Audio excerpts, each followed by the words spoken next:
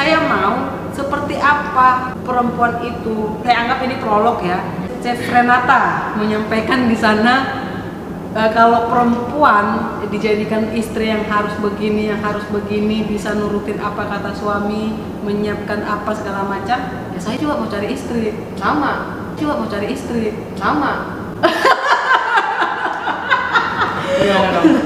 Nah, artinya di situ kan berarti perempuan itu enggak apa ya? Masa iya kita hanya serendah itu indikatornya? Nah itu gimana? Waduh, gimana itu ya menyikapinya ya?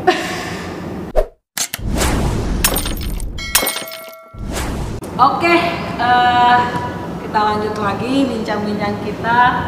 Kali ini lebih santai, lebih supaya pesannya sampai buat teman-teman KDK Lover. Kembali kita sampaikan di sini, kita tidak sedang mendeskripsikan perempuan pun laki-laki. Kita di sini sharing perihal perempuan itu harusnya seperti apa dan seperti apa harusnya kita menyikapi hal-hal yang tidak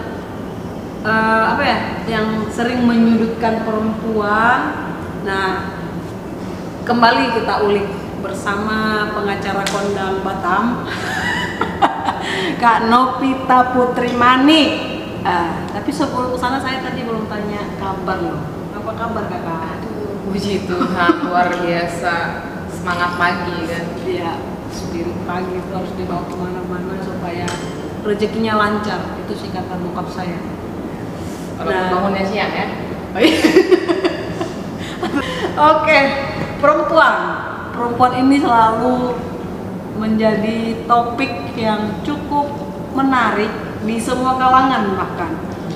Kenapa? Karena perempuan ini selalu menjadi sorotan tidak hanya di laki-laki. Ini saya anggap ini prolog ya. Kayak Chef Renata menyampaikan di sana kalau perempuan dijadikan istri yang harus begini, bisa nurutin apa kata suami, menyiapkan apa segala macam. Ya saya juga mau cari istri. Sama.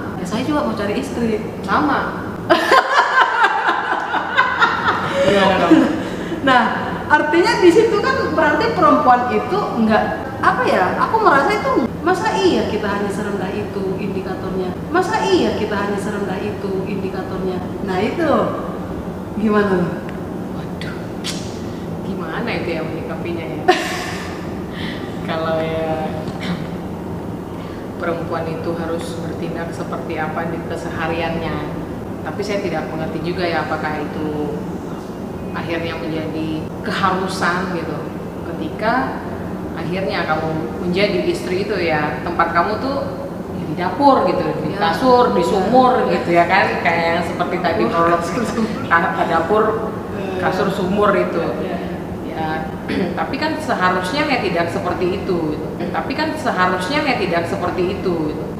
Tapi kita juga tidak bisa menutup mata ketika di luar sana banyak perempuan pendidikannya tinggi gitu, akhirnya yang memutuskan itu ya untuk ada di posisi itu. Maksudnya ketika dia memilih untuk menjadi seorang perempuan yang dia akhirnya mendedikasikan keperempuanannya dan di kehidupan dia sebagai seorang bisa dibilang istri ataupun ibu gitu ya mungkin kita juga patut apresiasi gitu, walaupun akhirnya memang mereka tuh berkecimpungnya ya di dapur, kasur, dan sumur, kan itu tidak gampang juga gitu. Tapi kan balik lagi nih, seperti apa sih pasangannya mengapresiasikan perempuan ini di kehidupannya gitu.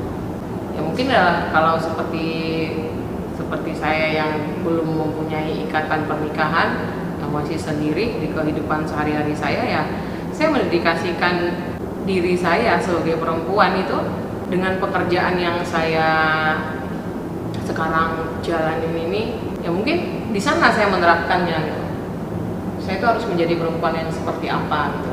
Kalau kita tarik dari ke sisi keperempuanan kita dengan profesi yang saya jalani gitu ya kan, ya saya bisa kok ketika saya ada case, saya berhadapan dengan lawan jenis, ya mereka tidak pernah ada anggapan lu kan perempuan gak bakalan bisa lah atau apa gitu, tidak ada ya. Akhirnya ya saya memutuskan saya sendiri yang ingin diri saya itu dipandang sebagai apa gitu. Ya. Kan memang harus kita dong yang menentukan gitu, apalagi posisi kita tahu nih kita perempuan gitu.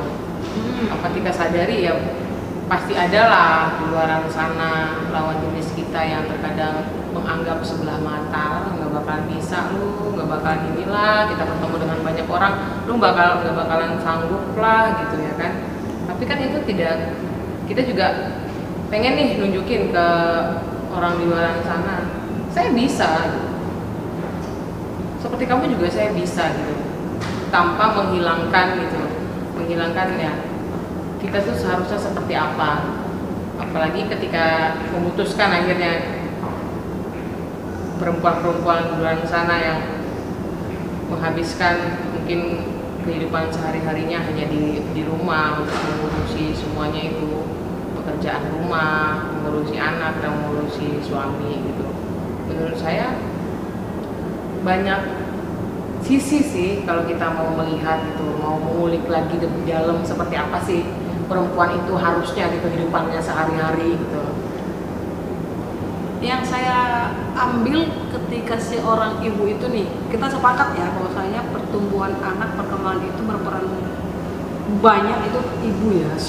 Nah, tapi ketika si ibu ini, katakan ibu rumah tangga yang katanya dia tidak bekerja di kantor nih, nggak berkarir lagi di kantor, kakak percaya nggak ada pihak keluarga suami kita kalau menilai ibu rumah tangga tadi yang hanya di dapur kasur sumur ini justru dianggap nggak bisa ngapa-ngapain? Aduh, banyak. Nah, harusnya kan ini lebih, kalau saya melihat, karena saya sudah, ini real ya, depan mata saya sendiri, di keluarga saya sendiri, kakak saya yang tadinya berkarir tapi meninggalkan karir itu demi anak. Artinya gue mendefinisikan ibu rumah tangga itu jauh lebih tinggi derajatnya daripada gue yang mungkin manajer apa gitu di kantoran sana. Saya dong. Tapi kenapa itu justru dinilai lu cuma ngabisin uang anak gua gitu nih? Kita tentu saya tanpa mengurangi rasa hormat buat mertua-mertua yang baik gitu, orang tua kami yang baik di luar sana. Tapi realitanya ada yang beranggapan demikian loh. Ya banyak ya.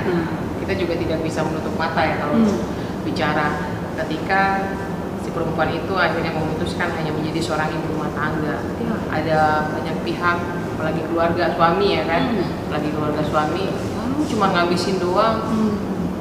Ya, tapi bisa tidak mereka tuh melihat gitu, perjuangan seperti apa sih perjuangan dia gitu, dengan di rumah itu bukannya tidak kacau ya. Saya sama sepakat, banyak juga akhirnya wanita-wanita yang memang berkarir sebelum menikah mengorbankan egonya, akhirnya dikurangkan demi untuk kelangsungan rumah tangganya. Ada anak yang harus diurus, ada suami yang harus diurus, dan ketika ada orang-orang bisa dikatakan mungkin ya mertua sendiri atau saudara-saudara dari terkadang itu tidak lepas juga mungkin dari saudara kita sendiri, saudara perempuan ini sendiri juga kan. Kan kamu karirnya bagus kemarin, kenapa sih tiba-tiba di rumah saja gitu loh. Nah mungkin itu balik lagi tuh, mereka tidak memahami atau tidak menjalani, kita aja nih yang tidak menjalani kehidupan yang seperti itu. Sebagai contoh ya ibu kita sendiri, kalau kita jadi contoh, akhirnya kita bisa jadi seperti ini. Dia akan yang membentuk kita secara tidak langsung gitu. Mengapa akhirnya saya bisa bilangin salut dengan perempuan-perempuan yang akhirnya memilih dan menurunkan egonya demi kelangsungan rumah tangga dan kehidupan pernikahan mereka. Saya betul-betul salut untuk itu. Bukan 1-2 orang saja yang melakukan itu, Walaupun pasti di luaran tidak bisa dipungkiri orang-orang terdekat, mertua sendiri juga ya seperti yang dibilangin ini tadi, nah, kamu kok ngabisin harta anakku aja gitu ya kan. Tapi tidak segampang itu sih sebenarnya melakukan penilaian terhadap apalagi ibu rumah tangga di rumah aja yang selalu dikasih jajan untuk ngurusin ini semuanya. Ya pasti ada pertanyaan-pertanyaan seperti itu. Ya kan itu kan tidak bisa dinilai sebenarnya. Itu tidak bisa dinilai. Bagi saya sih tidak ternilai sih. Segimana sih kita bisa menilai untuk bisanya seseorang perempuan yang akhirnya memilih melakukan pekerjaan seperti itu. Menurut saya itu adalah perempuan yang paling hebat. Karena pasti mereka itu bisa menjalani itu karena ada contoh yang pernah dilihatnya. Ya tidak terlepas mungkin orang tuanya kah, atau saudara-saudaranya, atau perempuan-perempuan hebat di luar sana gitu loh. Ya kalau akhirnya ada omongan dan bisa dibilang yang rada-rada sumbing nadanya yang seperti itu, dan yang parahnya itu selalu ya sorry to say ya mertua perempuan biasanya itu loh. Jadi nggak heran, saya juga di podcast sebelumnya ada saya sampaikan, artinya menantu dan mertua selalu nggak selaras. Yang begini-begini itu terjadinya itu ya bukan sekarang-sekarang ini, udah dari sananya gitu. Nah ini mau sampai kapan demikian? Kalau nggak dari kita bergerak, aku pikir ya kita berbicara emansipasi tapi kita nggak berani tindakan, ya sama aja. Nah, gitu. Bergeraknya dari mana dulu nih? Tindakannya dari mana dulu? Nah mungkin kalau saya pribadi nih, saya bicara ini mungkin saya nanti harus telepon mama saya dulu biar ini diposting, karena saya pribadi saya terbiasa lah bicara by data ya, makanya saya sampaikan di sini. Saya punya abang saya punya anak 2 nih, dan istrinya Eda ya kalau orang Batak. Eda itu kakak ipar perempuan. Setiap kali abang saya, dan mungkin udah dari sono-sononya juga, kalau ada masalah di rumah tangga, laki-laki ini suka baper atau gimana, curhatnya ke mamanya gitu. Nah ketika abang saya ini telepon ibu saya, mama saya, pasti yang disalahin Eda gua. Serius. Nah apapun case-nya itu pasti mama saya nyalahin menantunya perempuan itu, menantu itu. Nah saya selaku perempuan yang berbicara kesetaraan gender, saya yang paling vokal bantah aku. Gitu. Ya mama jangan gitu dong, cek dulu anaknya. Ya. Gitu, serius. Eda saya itu cuma 1, masih, jadi saya belum nikah. Artinya dari sini saya mulai gitu.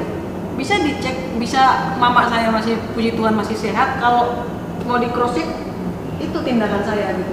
Artinya saya harus mulai gitu loh. Nah selama ini kan nggak tahu ya, di luar sana mungkin banyak. Cuman mungkin karena saking banyaknya juga yang tertindas nih menantu perempuan ini, akhirnya ya udahlah lu kan Pak menantu, ikut apa aja, itu yang dilestarikan jadinya. Gitu. Mungkin kalau kita udah dengerin yang seperti itu, perempuannya mungkin yang tidak mau nampilin perempuan itu harus seperti apa gitu. Nah itu kan seharusnya that's point. Perempuan itu harusnya seperti apa? Seharusnya perempuan itu ya dia tahu nih, walaupun kodratnya itu dalam keluarga itu adalah mempunyai imam, pemimpinnya itu adalah suaminya gitu. Ketika diperhadapkan dengan permasalahan yang seperti itu, berhadapan dengan mertua yang tidak jarang, tidak pernah seperti yang Rini bilang itu tidak pernah akur dengan mertua dengan menantu perempuannya seharusnya nih, kalau mungkin saya ya, kalau saya mungkin di posisi itu, pasti saya akan menerangkan gitu. Saya akan menerangkan ya, saya ini perempuan. Saya ini memang kodratnya istri, ngurus rumah tangga, ngurus suami. Tapi pasti akan saya bilangin ke mertua saya, ya, kamu harus hormati saya, kita sama-sama perempuan. Harus seberani itu ya. Bukan masalah seberani itu, akhirnya kembali lagi ke diri kita, balik lagi ke diri kita. Ya namanya ibu mertua, apalagi dengan anaknya, pastilah orang tua mana sih, kita tidak bisa menutup mata juga. Saya juga punya ipar perempuan gitu loh, tapi ya tidak serta-merta juga ibu saya itu bisa menelan mentah-mentah apa yang diomongin anaknya gitu loh.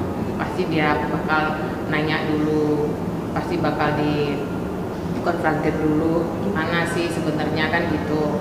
Tapi ketika kita sudah mengungkapkan apa yang kita rasakan ini, saya ini perempuan, mungkin tidak ada salahnya, mungkin di luaran sana ya kita juga belum pernah ya, tapi itu apa sih, saya percaya banget ya namanya komunikasi ini.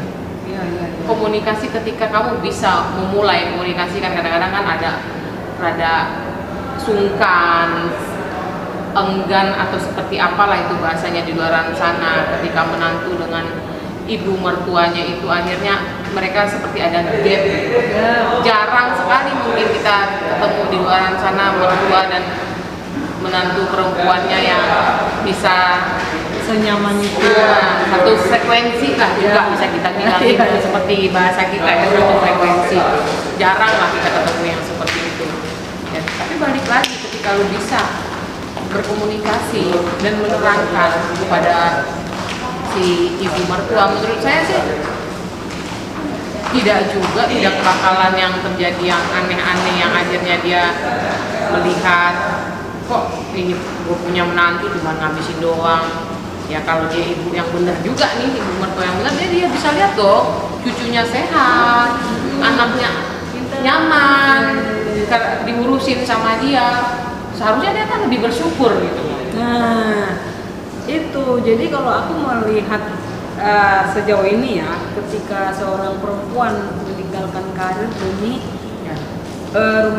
keluarganya, aku pikir harusnya mutlak itu harus diapresiasi. Ya, saya setuju. Bukan jadi sebelah mata. Nah ini aku memang lagi konsen di sini Kak. Artinya perempuan yang sudah sekolah tinggi-tinggi, ya bebannya ini tinggi, gitu loh. Dan untuk memutuskan balik ke rumah untuk mengerjakan segala sesuatu pekerjaan rumah itu tuh nggak mudah, gitu. Nggak mudah. Nah di situ harus butuh apresiasi nih. Nah, tapi masalahnya ketika dilakukan itu justru dipandang rendah. Inilah masalah yang sejauh ini saya lihat. Oke, emang kita harus apresiasi lah wanita-wanita yang seperti itu, dan kita juga berharap ketika ada perempuan yang berpendidikan tinggi, yang berkarir itu bagus, tetapi meninggalkan itu dan menurunkan egonya, dan itu tuh harga yang paling mahal lah bagi seorang perempuan gitu loh. Jadi kalau dipertanyakan kepada saya secara pribadi apakah saya bisa seperti itu, saya tidak bisa menjawab. Tidak bisa menjawab gitu loh. Ketika sampai ke sana.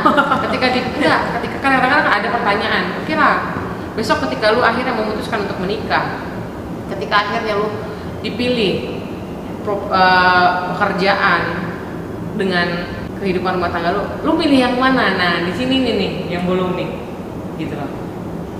Kita sendiri juga tidak bisa memutuskan dengan cepat. Ya udah, gue pilih keluarga gue dong.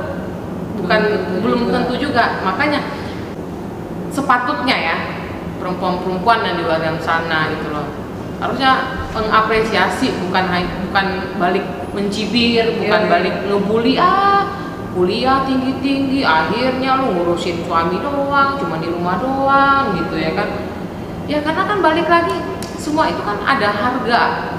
Ada harga, ya mungkin orang yang ngebully itu dia tidak tahu gitu seperti apa sih rasanya gitu ketika seseorang itu memutuskan untuk meninggalkan hal-hal yang ya enak lah bisa dibilang ya kan, waktu berkarir dapat duit sendiri, bisa ngapa-ngapain, beli untuk diri sendiri, ketika memutuskan hanya stay di rumah saja ngurusin anak, ngurusin suami, dan dikasih duit sama suami, itu kan dikasih duit nih, tapi kan bukan untuk foya-foya, bukan untuk bisa beli apa-apa, untuk kebutuhan di rumah, dapur ya itu juga kan gitu loh. Makanya kita juga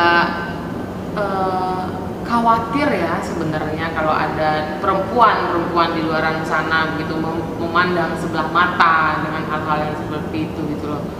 Saya sih kurang setuju ya kalau ada perempuan di luar sana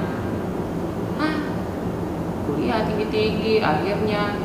Kalau saya bukan kurang, tidak ya. Enggak.